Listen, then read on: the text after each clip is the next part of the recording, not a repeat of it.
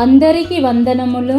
ఈ దినపు పరలోకపు మన్నా సమూయేలు మొదటి గ్రంథము 12వ అధ్యాయం మొదటి వచనం నుండి 25వ వచనం వరకు చూసినట్లయితే, అప్పుడు సమూయేలు ఇశ్రాయేలీయులందరితో ఇట్లనెను: ఆలకించుడి, మీరు నాతో చెప్పిన మాట నంగీకరించి మీ మీద ఒకని రాజుగా నియమించియున్నాను.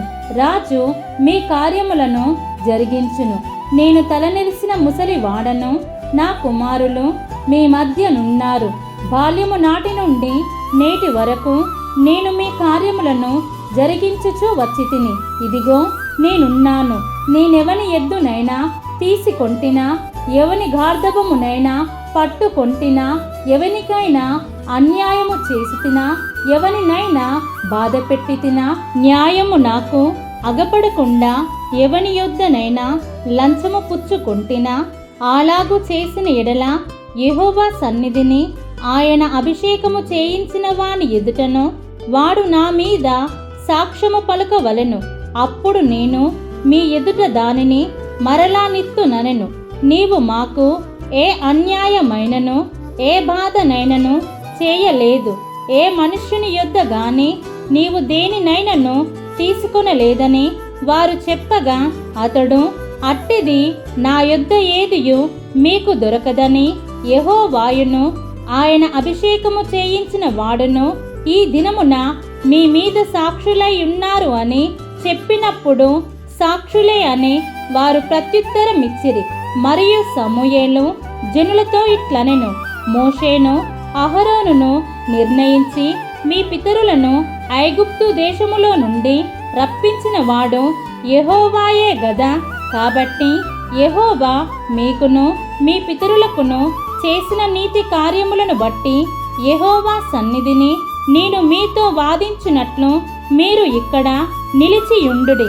యాకోబు ఐగుప్తునకు వచ్చిన పిమ్మట మీ పితరులు యెహోవాకు మొరపెట్టగా, ఆయన మోషే అహరోనులను పంపినందున వారు మీ పితరులను ఐగుప్తులో నుండి తోడుకొని వచ్చి ఈ స్థలమందు నివసింపజేసిరి. అయితే వారు తమ దేవుడైన యెహోవాను మరచినప్పుడు ఆయన వారిని హాసోరు యొక్క సేనాధిపతి అయిన సిసెరా చేతికిని, ఫిలిస్తీయుల చేతికిని, మోయాబు రాజు చేతికిని అమ్మివేయగా వారు ఇశ్రాయేలీయులతో యుద్ధము చేసిరి. అంతట వారు, మేము యెహోవాను విసర్జించి బయలు దేవతలను, అష్టారోతు దేవతలను పూజించినందున పాపము చేసితిమి. మా శత్రువుల చేతిలో నుండి నీవు మమ్మును విడిపించిన ఎడల మేము నిన్ను సేవించెదమని యెహోవాకు మొరపెట్టగా, యెహోవా యెరుబ్బయలును, బెదానును, యెఫ్తాను, సమూయేలును పంపి నలుదిశల మీ శత్రువుల చేతిలో నుండి మిమ్మును విడిపించినందున మీరు నిర్భయముగా కాపురము చేయుచున్నారు. అయితే అమ్మోనీయుల రాజైన నాహాషు మీ మీదికి వచ్చుట మీరు చూడగానే, మీ దేవుడైన యెహోవా మీకు రాజయ్యున్నను, ఆయన కాదు, ఒక రాజు మిమ్మును ఏలవలెనని మీరు నాతో చెప్పితిరి. కాబట్టి మీరు కోరి ఏర్పరచుకొనిన రాజు ఇతడే. యెహోవా ఇతనిని మీ మీద రాజుగా నిర్ణయించియున్నాడు. మీరు యెహోవాయందు భయభక్తులు కలిగి ఆయన మాటను విని ఆయనను సేవించి ఆయన ఆజ్ఞను భంగము చేయక, మీరును మిమ్మును ఏలు రాజును మీ దేవుడైన యెహోవాను అనుసరించిన ఎడల మీకు క్షేమము కలుగును. అయితే యెహోవా మాట వినక ఆయన ఆజ్ఞను భంగము చేసిన ఎడల యెహోవా హస్తము మీ పితరులకు విరోధముగా నుండినట్లు మీకును విరోధముగా నుండును. మీరు నిలిచి చూచుచుండగా యెహోవా జరిగించు ఈ గొప్ప కార్యమును కనిపెట్టుడి. గోధుమ కోత కాలము ఇదే గదా. మీరు రాజును నిర్ణయింపుమని అడిగినందు చేత యెహోవా దృష్టికి మీరు చేసిన కీడు గొప్పదని మీరు గ్రహించి తెలుసుకొనుటకై యెహోవా ఉరుములను వర్షమును పంపునట్లుగా నేను ఆయనను వేడుకొనుచున్నాను.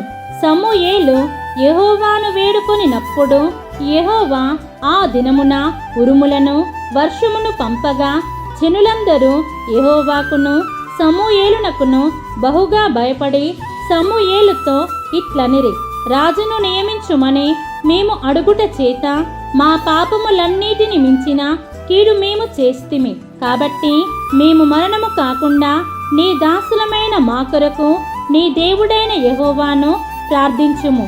అంతటా సమూయేలు జనులతో ఇట్లనెను, భయపడకుడి, మీరు ఈ కీడు చేసిన మాట నిజమే. అయినను యెహోవాను విసర్జింపకుండా ఆయనను అనుసరించుచు పూర్ణ హృదయముతో ఆయనను సేవించుడి. ఆయనను విసర్జింపకుడి. ఆయనను విసర్జించువారు ప్రయోజనము మాలినవై రక్షింపలేని మాయా స్వరూపములను అనుసరించుదురు. నిజముగా అవి మాయయే. యెహోవా మిమ్మును తనకు జనముగా చేసుకొనుటకు ఇష్టము కలిగి ఉన్నాడు. తన ఘనమైన నామము నిమిత్తము తన జనులను ఆయన విడనాడడు. నా మట్టుకు నేను మీ నిమిత్తము ప్రార్థన చేయుట మానుట వలన యెహోవాకు విరోధముగా పాపము చేసిన వాడనగుదును. అది నాకు దూరమగును గాక. కానీ శ్రేష్టమైన చక్కని మార్గమును మీకు బోధింతును. ఆయన మీ కొరకు ఎన్ని గొప్ప కార్యములను చేసెనో అది మీరు తలంచుకొని మీరు యెహోవా యందు భయభక్తులు కలిగి నిష్కపటులై పూర్ణ హృదయముతో ఆయనను సేవించుట ఆవశ్యం. మీరు కీడు చేయు వారైతే తప్పకుండా మీరును మీ రాజును నాశనమగుదురు. దీన్ని మనం అర్థం చేసుకున్నట్లయితే ఈ అధ్యాయములో సమూయేలు ఇశ్రాయేలు ప్రజలతో తాను వారితో ఏ రీతిగా వ్యవహరించాడో మరియు తన పితరులకు దేవుడు చేసిన కార్యములను గురించి, అలాగే దేవుని మాటకు లోబడితే ఆశీర్వాదమే కానీ శాపము రాదు అని చెప్పడం జరిగింది. కాబట్టి ఆనాడు సమూయేలు ఇశ్రాయేలు ప్రజలతో చెప్పిన మాటలను విన్న మనం, దేవుడు మాత్రమే మన రాజు తప్ప వేరొక రాజు మనకు లేడని ఆయన యందు విశ్వాసముతో దేవుని ఆశీర్వాదానికి వారసులుగా అయ్యేలా జీవిద్దాం. మన ప్రభువైన యేసుక్రీస్తు కృప మనందరికీ తోడై యుండునుగాక. ఆమేన్.